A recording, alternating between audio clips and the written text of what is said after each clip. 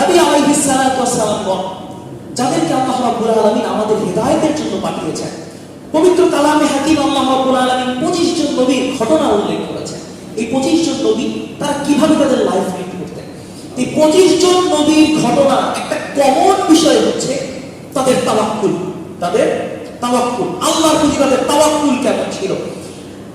আমাদের জাতির পিতা হযরত ইব্রাহিম আলাইহিস সালাতু ওয়াস সালাম, তার সম্পর্কে একটা বিখ্যাত তাওয়াক্কুলের ঘটনা আছে, আপনারা সবাই জানেন। ইব্রাহিম আলাইহিস সালাতু ওয়াস সালামকে আল্লাহ রাব্বুল আলামিন ইরাকের বাবেলে পাঠালেন। ইরাক অঞ্চলের, ইরাক দেশে বাবেলে পাঠালেন। হযরত ইব্রাহিম জন্মগ্রহণ করার পরে তিনি তার সারাউন্ডিং এ যারা ছিল দেখলেন সবাই কুফর করে, সবাই শিরক করে, মূর্তি পূজা করে, স্ট্যাচু পূজা করে, মূর্তি বানিয়ে বানিয়ে তার পূজা করে। নবীদের দাওয়াতের পদ্ধতি আছে, তারা প্রথমে বুঝায়, তারপরে শাস্তির কথা বলে, তারপরে তিনি কঠিন কোনো পদক্ষেপ নেন, বিপ্লবের পদক্ষেপ নেন। হযরত ইব্রাহিম আলাইহিস সালাম প্রথমে বুঝাইলেন, বাবা যা করতেছেন আপনারা এটা ঠিক না, এটা শিরক, আল্লাহর সাথে শিরক করতেছেন, আল্লাহ তাআলার ওয়ার্ডনেসের বিরুদ্ধে আপনি কাজ করতেছেন। সো আপনাকে কি করা দরকার? এগুলো ভেঙে আল্লাহ তাআলার ইবাদত করা দরকার। আল্লাহকে আপনার ইবাদতের সকল কিছু আল্লাহকে দিয়ে দেওয়া দরকার। আপনি কেন মূর্তি পূজা করতেছেন? কেউ ভাবতেছে না, সবাই বলতেছে আরে না, এরাই তো আমাদের সকল কল্যাণ অকল্যাণের হোতা, এরাই তো আমাদেরকে সাহায্য করে, মানব না। ইব্রাহিম আলাইহিস সালাম তাদেরকে বোঝালেন যে শিরক করলে তো আল্লাহ তাআলা তোমাদেরকে ধরে মারবে, শাস্তি দিবে, জাহান্নামে পাঠাবে। কোন কাজই যখন তাদের মনে প্রভাব ফেলছে না, তখন ইব্রাহিম আলাইহিস সালাম কি করলেন? আল্লাহ রাব্বুল আলামিন পবিত্র কালামে হাকিমে সূরাতুল আম্বিয়া 57 নম্বর আয়াতে বলছেন, তিনি তার গোত্রকে বললেন, ওয়াল্লাহি লাআকিদান্না আসনামাকুম বা'দা আন তুওয়াল্লু মুদবিরিন। তোমরা যখন এখান থেকে চলে যাবা, আল্লাহর কসম আমি একটা কঠিন সিদ্ধান্ত নিব। তোমরা এখান থেকে চলে যাওয়ার পরে আমি একটা কঠিন সিদ্ধান্ত নিব। তারা চলে গেছে। ইব্রাহিম আলাইহিস সালাম সিদ্ধান্ত নিলেন তিনি এই মূর্তিগুলো একটা স্পার করে দিবেন, মূর্তির একটা ব্যবস্থা তিনি করবেন। আল্লাহ রাব্বুল আলামিন এর পরের আয়াতে 58 নম্বর আয়াতে বলছেন, ফাজআলনাহু জুযাদান ইল্লা কাবীরান লাহুম লাআল্লাহুম ইলাইহি ইয়ারজিউন। ফাজআলনাহু জুযাদান, তিনি ওখানে যতগুলো মূর্তি ছিল প্রত্যেকটা মূর্তিকে টুকরা টুকরা করে ভাঙলেন। জুযাদ, টুকরা টুকরা করে ভাঙলেন। এবং তিনি কি করেছেন? ইল্লা কাবীরান মিনহুম, ওখানে বড় যে মূর্তিটা ছিল সেই মূর্তিটাকে ছাড়া, সেই মূর্তিটাকে ছাড়া সব মূর্তি ভেঙে গেছে। এবং যে কুড়াল দিয়ে, যে কুঠার দিয়ে তিনি ভাঙছেন, সেই কুঠারটা বড় মূর্তিটার কাঁধে রেখে দিয়েছে। কেমন? যাতে তারা এসে, কাফেররা এসে তারা এই বড়টার উপরে সন্দেহ করে যে বড়টা এই সব ছোট মূর্তিগুলোকে ভেঙে গেছে। কিন্তু যাদের কমন সেন্স আছে তারা বোঝে না। তারা তো বোঝে যে একটা মূর্তি সে কখনোই অন্য মূর্তিকে ভাঙতে পারে না। এবং তারা সকালবেলা যখন আসছে, আইসা দেখে কঠিন কাজ, দুঃসাহসিক কাজ হয়ে গেছে। তাদের দেবতা, তাদের মা যাদেরকে বলে তাদের দেবতা, তাদের রিজিকদাতা, তাদেরকে ভেঙে টুকরা টুকরা করে দিয়ে গেছে। তারা তো চিল্লাচিল্লি লাগাই গেছে, কে ভাঙলো? কারণ পাগল লোক, এরা হলো শিয়ানা পাগল। এরা নিজেরাও বোঝে যে বড়টার কাঁধে যতই কুড়াল থাকুক, বড়টা ছোটগুলোরে ভাঙতে পারবে। তারা খুঁজতে লাগলো ওটা ভাঙছে কে, মানুষ ছাড়া আর তো কেউ ভাঙার কথা না। তখন তার আশপাশে সবাই বলতে লাগলো যে ক্বালু সামি'না ফাতান ইয়াযকুরুহুম ইউকালু লাহু ইব্রাহিম। এই আমরা তো, তার মানে আশপাশের লোকেরা বলতে লাগলো, আমরা একজন ব্যক্তিকে বলতে শুনেছি, একটা ছেলে, একটা যুবককে বলতে শুনেছি, সে আমাদের এই মূর্তির বিরোধিতা করেছে, সে বিরোধিতা করেছে, না আমরা শুনেছি। ইয়াকুলু লাহু ইব্রাহিম, তাকে ইব্রাহিম বলা হয়। তাকে কি বলা হয়? ইব্রাহিম বলা হয়। ইব্রাহিম আলাইহিস সালামকে ধরে আনা হয়েছে, নমরুদের বিচারের কাঠগড়ায় দাঁড় করানো হয়েছে ইব্রাহিম আলাইহিস সালামকে। ইব্রাহিম আলাইহিস সালামের শাস্তি হলো তাকে আগুনে নিক্ষেপ করা হবে, অগ্নিকুণ্ড বানানো হলো। কিভাবে হযরত ইব্রাহিমকে অগ্নিকুণ্ডে নিক্ষেপ করবে? সিদ্ধান্ত হলো, নমরুদের সভাসদের মধ্যে একজন বিখ্যাত ইঞ্জিনিয়ার ছিল, তিনি একজন পারসিক ইঞ্জিনিয়ার যার বাড়ি পারস্যে। তার নাম হচ্ছে হুসাইন। অন্য কোন ঐতিহাসিক বলেছেন তার নাম হচ্ছে হায়দার। এই হুসাইন নমরুদকে বুদ্ধি দিল যে আমি তোমাকে এমন একটা মেশিন বানাই দিব, এই মেশিন দিয়া তুমি ইব্রাহিমকে ওই দূরে নিক্ষেপ করতে পারবা। ঐতিহাসিকগণ বলেছেন এই অস্ত্রের নাম ছিল মিনজানি বা আল আরুস, যেটাকে আমরা বর্তমান সময়ে তার আপডেট ভার্সনকে বলি মিসাইল, যেটা এখান থেকে মারলে দূরে কোথাও গিয়ে বসে। এবং এটার খুবই সহজ উদাহরণ হচ্ছে, আপনারা নিশ্চয়ই পাখি মারার জন্য অনেকে আমরা ছোটরা ব্যবহার করি না, সিটকা বলি আমরা, সিটকা বলি, আপনারা কি বলেন আমি জানি না। এই সিটকা টাইপের মিনজানি, এই মিনজানি ব্যবহার করে ইব্রাহিম আলাইহিস সালামকে ওখানে ফালানোর সিদ্ধান্ত হলো।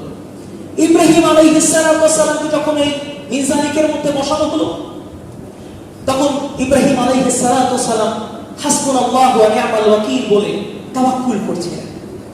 হযরত ইব্রাহিমের কাছে তখন জিবরাইল আলাইহিস সালাম নেমে আসলেন, নেমে বলছেন, আলাকা হাজাতুন ইয়া ইব্রাহিম, ইব্রাহিম আপনার কি কোনো সাহায্য লাগবে?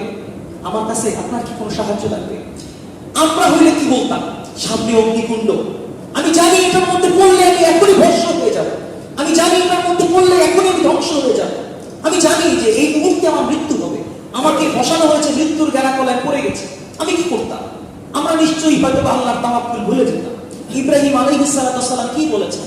তিনি বলেছেন, আম্মা ইলাইকা ফালা ওয়া আম্মা ইলাল্লাহি ফালা, জিবরাইল তোমার কাছে আমার কোনো সাহায্য চাওয়ার নাই, আমার সব সাহায্য তো আমার আল্লাহ করবে। সুবহানাল্লাহ।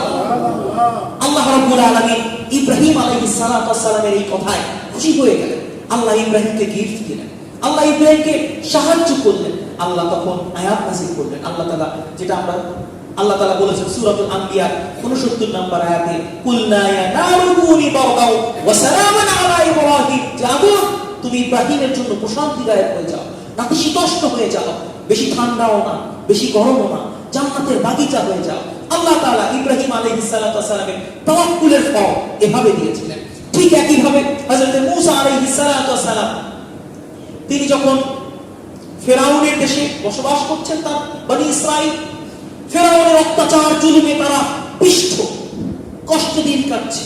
আল্লাহ রাব্বুল আলামিন হযরত মূসা আলাইহিস সালামকে সিদ্ধান্ত দিলেন, মূসা এখান থেকে মিশর চলে যাও, হিজরত করো। মূসা আলাইহিস সালাম তার দলবল নিয়ে, সেই দলবলের সংখ্যা কত? 6 লাখ, একজন দুজন না, 6 লাখ দলবল নিয়ে তিনি হাঁটা শুরু করলেন। তারা মহাসমুদ্রের সামনে এসে দাঁড়ালেন, এটাকে আমরা বলে থাকি বাহরুল কালজুম বা লোহিত সাগর, যেটাকে আমরা রেড সি বলি। লোহিত সাগরের সামনে এসে দাঁড়ালেন। এই 6 লক্ষ লোকের মধ্যে থেকে যারা যুবক ছিল, উচ্ছ্বসিত, তারা মূসা আলাইহিস সালামের কাছে আসছে, এসে বলতেছে, মূসা এত বড় সমুদ্র কেমনে পার হব? এত বড় সমুদ্র পার হওয়ার তো সক্ষমতা আমাদের নাই, উত্তাল সমুদ্র কেমনে পার হব? আবার তারা পেছনে তাকায় দেখলো, পিছনে বালু ঝড় হচ্ছে। ঘটনা কি? তারা খবর নিয়ে দেখলো, ফেরাউন যখন শুনেছে মূসা আলাইহিস সালাম তার সমস্ত লোক নিয়ে, বনি ইসরাইল নিয়ে হিজরত করার সিদ্ধান্ত নিয়েছেন, ফেরাউন তখন তার 80,000 নিয়মিত সৈন্য ছিল। 80,000 এই নিয়মিত সৈন্য নিয়ে, ঘোড় সাওয়ার নিয়ে সে মূসা আলাইহিস সালামের পিছনে ধাবমান হয়েছে। 80,000 ঘোড় সাওয়ার দৌড়াইতেছে। আপনি চিন্তা করতে পারেন যে কি পরিমাণে বালু উঠতেছে, কি পরিমাণে আওয়াজ হইতেছে। তার টের পাইতেছে যে তাদের পিছনে বিশাল সেনাবাহিনী নিয়ে আসতেছে।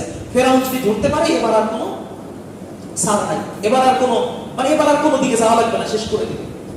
তখন ফের হযরত মূসা আলাইহিস সালামের কাছে এসে যুবকরা বলতে লাগলো, মূসা ইন্না লামুদরাকু, আহা আমরা তো ধরা পড়ে গেলাম মূসা, তুমি আমাদেরকে যেখান থেকে আনছিলা আমরা তো ওইখানেই ভালো ছিলাম, টুকিটাকি নাই খেতাম, এই তো ভালো ছিল।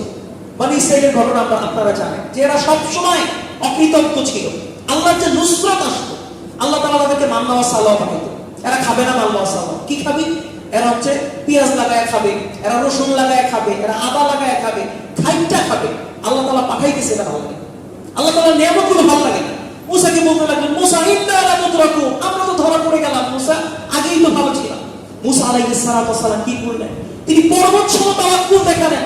তিনি এই কঠিন মুহূর্তে এক চুলো তাওয়াক্কুল থেকে নড়লেন না। তিনি বললেন, আল্লাহ রাব্বুল আলামিন যেটা সূরাতুশ শুআরা 62 নম্বর আয়াতে বলেছেন, মূসা বললেন, ক্বালা কাল্লা ইন্না মা'ইয়া রাব্বি সায়াহদিন, হে বনি ইসরাঈল হতাশ হওয়ার কিছু নাই, নিশ্চয়ই আমাদের রব আমাদের সাথে আছে। সুবহানাল্লাহ। আল্লাহ তাআলা মূসা আলাইহিস সালামের এই কথায় খুশি হয়ে মুসা আলাইহিস সালামকে গিফট দিলেন। কি গিফট দিলেন? আল্লাহ তাআলা সূরাতুশ শুআরার 63 নম্বর আয়াতে বলছেন, ফাআওহাইনা ইলা মুসা আন ইদরিব বিআসাকাল হাজার। আল্লাহ মুসা আলাইহিস সালামের কাছে ওহী করলেন, মুসা আন ইদরিব বিআসাকাল হাজার, তুমি তোমার লাঠি দিয়ে পাথরের মধ্যে আঘাত করো। পাথরের মধ্যে আঘাত করো। পাথরের মধ্যে আঘাত করতে দেরি আল্লাহ রাব্বুল আলামিন মুসা আলাইহিস সালাম এবং তার সাথী সঙ্গীদের জন্য 12টা রাস্তা করে দিলেন। বলেন সুবহানাল্লাহ। এবং সেই রাস্তাগুলো কেমন? আল্লাহ তাআলা অপর আয়াতে বলছেন যে ফানফালাকা ফাকানা কুল্লু ফারিকিন কাত্তুদিল আযীম। সেটা হচ্ছে এমন এমন রাস্তা আল্লাহ তাআলা করে দিয়েছে যে সেই রাস্তাগুলো পানি দিয়ে হইছে। পানি দুই পাশে পাহাড়ের মতো দাঁড়ায় গেছে। মাঝখান দিয়ে আল্লাহ তাআলা 12টা রাস্তা বানায় দিয়েছে। কারণ হযরত মুসা আলাইহিস সালামের সাথে তখন বনী ইসরাইলের 12টা গোত্র ছিল এবং এরা কতটা নিকৃষ্ট মন মানসিকতা, এত বিপর্যয়, এত কঠিন মুহূর্ত। তাদেরকে যদি বলা হয় যে তোমরা এইখানে থাকো, এক গোত্র যেখানে থাকবে আরেক গোত্র সেখানে থাকবে না, ঢং, তারা ঢং করে। আল্লাহ তাআলা যদি রাস্তা একটা বানাই দিত, তারা এক রাস্তা দিয়ে এক গোত্র গেলে আরেক গোত্র সেই রাস্তা দিয়ে যাবে না। এই জন্য আল্লাহ তাআলা তাদের সব সমাধান করার জন্য, সহজ সমাধান করার জন্য 12টা রাস্তা করে দিয়েছে। যা ফকির বলার আতর, তারপরেও ভালো করে যা। আল্লাহ তাআলা এত নিয়ামত দিয়েছেন, তারপরেও তাদের শুকরিয়া নাই। কিন্তু এই যে নিয়ামতগুলো আসছে, এগুলো সব নবীদের তাওয়াক্কুলের কারণে আসছে। ঠিক একই ভাবে আমাদের নবী সাল্লাল্লাহু আলাইহি ওয়াসাল্লাম যখন মক্কা থেকে মদিনায় হিজরত করছিলেন, রাসূলুল্লাহ সাল্লাল্লাহু আলাইহি ওয়াসাল্লাম এবং হযরতে সাইয়্যিদানা আবু বকর সিদ্দিক রাদিয়াল্লাহু তাআলা গারে সূরের মধ্যে অবস্থান করছিলেন। গারে সূরের মধ্যে যখন অবস্থান করছেন, আবু জাহেল, উতবা সাহেবা তারা তো সৈন্য রেডি করছে যে মুহাম্মদ সাল্লাল্লাহু আলাইহি সাল্লামকে যে ধরে আনতে পারবে তাকে বহু পুরস্কার দেওয়া হবে। সবাই মুহাম্মদ সাল্লাল্লাহু আলাইহি সাল্লামকে খুঁজতেছে। এবার গারে সূরের সামনেও মুহাম্মদ সাল্লাল্লাহু আলাইহি সাল্লামকে খোঁজাখুঁজি শুরু হয়ে গেছে যে মুহাম্মদ সাল্লাল্লাহু আলাইহি সাল্লাম এখানে পলাইতে পারে।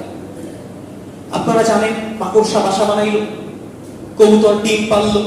তারা মনে করছে যেখানে তো কেউ আসে না, মাসের পর মাস হয়তো বা কেউ আসে না, তারা ওখান থেকে চলে যাবে। হযরত রাসূলুল্লাহ সাল্লাল্লাহু আলাইহি ওয়াসাল্লামের সাথে আবু বকর রাদিয়াল্লাহু আনহু তিনি দেখতে পেলেন যে গাড়ি সুরের সামনে দিয়ে কাফেরদের পা যাচ্ছে। অর্থাৎ হতে পারে যে এই মুহূর্তে এখনই আমরা ধরা পড়ে যাব। হযরত আবু বকর রাদিয়াল্লাহু আনহু কাঁদতে লাগলেন। আপনারা ভাববেন না এই কাঁদা আবার আমাদের মতো ভয়ে কেঁদে দিচ্ছে, ব্যাপারটা এরকম না। হযরত আবু বকর রাদিয়াল্লাহু আনহুকে রাসূলুল্লাহ জিজ্ঞেস করলেন, লিমা তাবকি ইয়া আবা বকর? আবু বকর কাঁদো কেন? কি সমস্যা? কাঁদো কেন?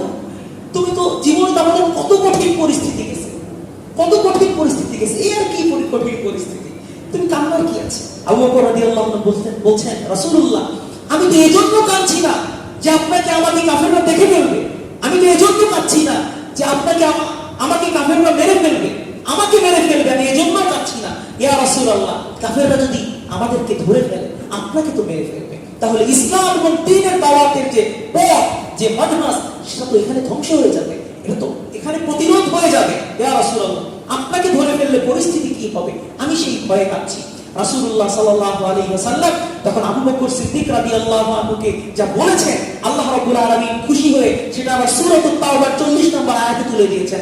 আল্লাহ তাআলা বলছেন, ইযহুমা ফিল গার, যখন আবু বকর রাদিয়াল্লাহু আনহু এবং রাসূলুল্লাহ এই গারে সূরের মধ্যে আছে, তখন রাসূলুল্লাহ সাল্লাল্লাহু আলাইহি ওয়াসাল্লাম বললেন, ইয ইয়াকুলু লিসাহিবিহি লা তাহজান ইন্নাল্লাহা মা'ানা।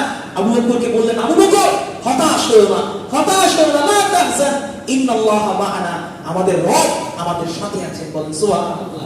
আল্লাহ তাআলা রাসূলুল্লাহকে কেমন বিজয় দিলেন। রাসূলুল্লাহ মদিনা গেলেন। মদিনায় যাওয়ার পরে কয়েক মাসের মধ্যে মদিনার সর্বস্ব রাজত্ব রাসূলুল্লাহর হয়ে গেল। রাসূলুল্লাহ তারপরে মক্কা বিজয় করলেন, পুরো পৃথিবীতে ইসলাম ছড়ায় গেল। তাদের ডেডিকেশন, তাদের স্যাক্রিফাইস এবং আল্লাহর প্রতি তাদের যে তাওয়াক্কুল, এগুলোর গিফট এত সুন্দর ছিল। এই কথাগুলো বলার উদ্দেশ্য কি? শুধুমাত্র ঘটনা শোনা, শুধুমাত্র ঘটনা শুনে সেগুলো শুনে আনন্দ নেওয়াটাই আমাদের যেন মাকসাদ না হয়। আমাদের মাকসাদ যেন হয় নবী আলাইহিস সালাতু ওয়াস সালামের যে আলোচনা, যে ঘটনা, সেগুলো থেকে আমরা নিজেরা শিখবো এবং নিজেদের জীবনে প্রয়োগ করব। নবী সাল্লাল্লাহু আলাইহি ওয়াসাল্লামকে যে আল্লাহ সাহায্য করেছেন, হযরত ইব্রাহিমকে যে আল্লাহ সাহায্য করেছেন, হযরত মূসাকে যে আল্লাহ সাহায্য করেছেন, ওই আল্লাহ কিন্তু এখনো আছেন, সব সময় থাকবেন। তিনি ছিলেন, তিনি আছেন, তিনি থাকবেন। সো মূসা আলাইহিস সালাতু ওয়াস সালামের প্রতি আল্লাহ তাওয়াক্কুলের কারণে যে নুসরত করেছেন, ইব্রাহিমের প্রতি যে নুসরত করেছেন, মুহাম্মদ সাল্লাল্লাহু আলাইহি সাল্লামের উপরে যে নুসরত করেছেন, ঠিক একই নুসরত আল্লাহ তাআলা আমাদের উপরে করবেন যদি আমরা তাদের মতন তাওয়াক্কুল করতে পারি। ঠিক কিনা বলেন? শুধু মণ্ডলী, এজন্য আমরা আমাদের প্রত্যেকটা ক্ষেত্রে তাওয়াক্কুলকে সেট করব, আল্লাহর প্রতি তাওয়াক্কুলকে সেট করব। আমাদের সমাজ ব্যবস্থায় আমরা শুরুতে বলছিলাম যে কাফেররা সবসময় আমাদেরকে ন্যারেটিভ তৈরি করে এর মধ্যে আটকে দিতে চায় যে মুসলমানরা সবসময় আমাদের প্রেসক্রাইবে চলবে, আমরা যা প্রেসক্রিপশন দিব মুসলমানরা তাই নিয়ে চলবে, এরকমটা যেন না হয়। আমাদের সিস্টেম, আমাদের চিন্তা ভাবনা হবে রাসূলুল্লাহর চিন্তা ভাবনা, রাসূলুল্লাহর মানহাজের চিন্তা ভাবনা, রাসূলুল্লাহর উসওয়ার চিন্তা ভাবনা আমাদের চিন্তা ভাবনা হবে। শুধু মণ্ডলী, এজন্য আমাদের প্রত্যেকটা ক্ষেত্রে তাওয়াক্কুল সেট করতে হবে। আমাদের দেশে যে সকল কালচারগুলো আছে, যেমন ধরেন বিয়ের কালচার একটা কথা খুবই প্রচলিত, ছেলে খাওয়াবে কি, মেহমান আসলে মুরব্বীরা অংশ বলে ফেলে, অনেকে বলে, অনেকে শুধু মুরব্বী না সবাই বলে, আরে মেহমান আসতেছে কত খরচ, খাওয়াবো কি, এরকমটা ব্যাপার থাকে না? এই যে খাওয়াবেন, খাওয়ান কি আপনি কি আপনার নিজের খাবারের দায়িত্ব নিতে পারবেন? আমরা তো আমাদের নিজের খাবারের দায়িত্ব নিতে পারি না, মেহমানের খাবারের দায়িত্ব কিভাবে নিব? আমরা তো আমাদের নিজেদের খাবারের দায়িত্ব নিতে পারি না, স্ত্রী পরিবার পরিজনের খাবারের দায়িত্ব আমরা কিভাবে নিব? খাবার, রিজিক এগুলো আল্লাহর পক্ষ থেকে আসে, এজন্য তাওয়াক্কুল বাড়াইতে হবে। যত তাওয়াক্কুল বাড়বে তত আল্লাহ তাআলার নুসরত বাড়বে, আল্লাহ তাআলার নুসরত যত বাড়বে আমাদের তত জান্নাতে যাওয়া সহজ হবে। এজন্য প্রত্যেকটা ক্ষেত্রে তাওয়াক্কুল আমাদেরকে বাড়াইতে হবে। আপনি দোকান দিয়েছেন, সেক্ষেত্রে আপনি তাওয়াক্কুল করেন যে আল্লাহ তাআলা চাইলে আমার বিক্রি বাড়তে হবে। আমাদের দেশে অনেক সময় এরকম হয়, অনেক মার্কেটে গেলে সকালবেলা আপনি যদি দোকানে ঢুকে একটা লুঙ্গি দেখবেন বা গামছা দেখবেন, সেই গামছা দেখার পরে আপনি যদি না কেনেন, দোকানদার মনে করে আরে আমার বিসমিল্লাহর কাস্টমার চলে যাচ্ছে। আমাদের এরপরে ন্যারেটিভ আছে যে বিসমিল্লাহর কাস্টমার চলে গেলে সারাদিন নাকি খারাপ যায়। এটা আপনারে কইছে কে? এটা আপনারে কে বলছে? আল্লাহ বলছে, রাসূল বলছে। ইসলামে শুভ অশুভ বলে কোনো কথা আছে? কাফেররা, বেদিনরা, আপনারা সূরাতুল কুরাইশ পড়েছেন, এর ব্যাখ্যা করবেন যে কাফেররা, বেদিনরা একটা নির্দিষ্ট সময় যুদ্ধ করতে যাইত, একটা নির্দিষ্ট ওয়াক্তে যুদ্ধ করতে যাইত। কিন্তু ইসলাম এই নিয়মকে মেনটেন করে না। ইসলামে শুভ অশুভ বলে কোনো দিন নাই। প্রত্যেকটা দিনই আমাদের জন্য আল্লাহর রহমত, প্রত্যেকটা দিনই আমাদের জন্য আল্লাহর নিয়ামত, আল্লাহ তাআলার নুসরত, আল্লাহ তাআলার সাহায্য, প্রত্যেকটা ওয়াক্ত আমাদের জন্য আল্লাহ তাআলার করুণা এবং দয়া। আমরা এই যে অক্সিজেন নিচ্ছি, আমরা এই যে বাতাস নিচ্ছি, আমরা যা করছি, এই যে দুনিয়া এত জীবাণু, যা আপনার মধ্যে যে মেশিন আছে, এই মেশিনে আপনি চিন্তা করে দেখবেন আমরা যে পরিমাণে ফরমালিন খাই, এই ফরমালিন খাওয়ার পরে আমাদের বেঁচে থাকা সম্ভব না, আমাদের বেঁচে থাকা এটা পসিবল না। তারপরে আমরা বেঁচে আছি, আমরা সার্ভাইভ করতেছি ঠিকঠাক ভাবে।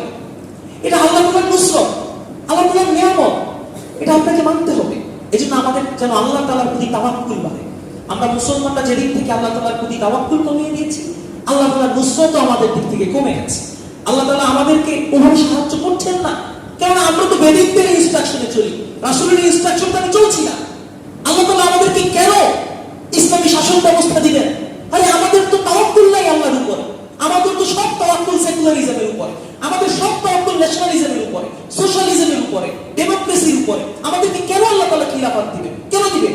এই প্রশ্ন আপনি করেন, আপনি নিজেকেই প্রশ্ন করেন যে আল্লাহ তাআলা আপনাকে কেন ইসলামিক ব্যবস্থা দিবেন? আপনি কি নিজে ইসলামিক লাইফ লিড করেন? আপনি কি নিজে আল্লাহর প্রতি তাওয়াক্কুল করেন? এই জন্যই আল্লাহ তাআলা আমাদেরকে সাহায্য করেন না। আশা করি আমরা সবাই এই তাওয়াক্কুলের যে শিক্ষা, এটা আমরা গ্রহণ করব। নবী আলাইহিস সালাতু ওয়াস সালামের যে তাওয়াক্কুলের শিক্ষা, সেটা আমরা ধারণ করব। সমস্ত নবী আলাইহিস সালাতু ওয়াস সালাম যখনই বিপদে পড়তেন, তখন তারা আল্লাহর প্রতি তাওয়াক্কুল করতেন। আল্লাহ কোরআনে বলেছেন, ওয়ামা লানা আল্লা নাতাওয়াক্কাল আলাল্লাহি ওয়া ক্বাদ হাদানা সুবুলানা। নবী আলাইহিস সালাতু ওয়াস সালাম বলতেন যে আরে আমি তো আল্লাহর প্রতি তাওয়াক্কুল করেছি, তিনি আমাকে হেদায়েতের পথ দেখাবেন। মানুষ আমাকে কি হেদায়েতের পথ দেখাবে? ক্ষমতাবানরা আমাকে কি হেদায়েতের পথ দেখাবে? আমি একজন খতিব, এখন আলোচনা করছি, আমি আপনাকে কি হেদায়েতের পথ দেখাবো? আমি তো বলতেই পারি, হেদায়েত দিবেন কে? আল্লাহ তাআলা। এই জন্য আমাদের আল্লাহর প্রতি তাওয়াক্কুল করতে হবে। আল্লাহ তাআলা আমাদেরকে তাওয়াক্কুল করার তৌফিক দান করুন। আমাদের জীবনের সর্বাবস্থায় আল্লাহ রাব্বুল আলামিন তার উপরে আস্থা রেখে আমাদের চলার তৌফিক দান করুন। ওয়া আখিরু দাওয়ানা আলহামদুলিল্লাহি রাব্বিল আলামিন। ওয়া আসসালামু আলাইকুম ওয়া রাহমাতুল্লাহি ওয়া বারাকাতুহু।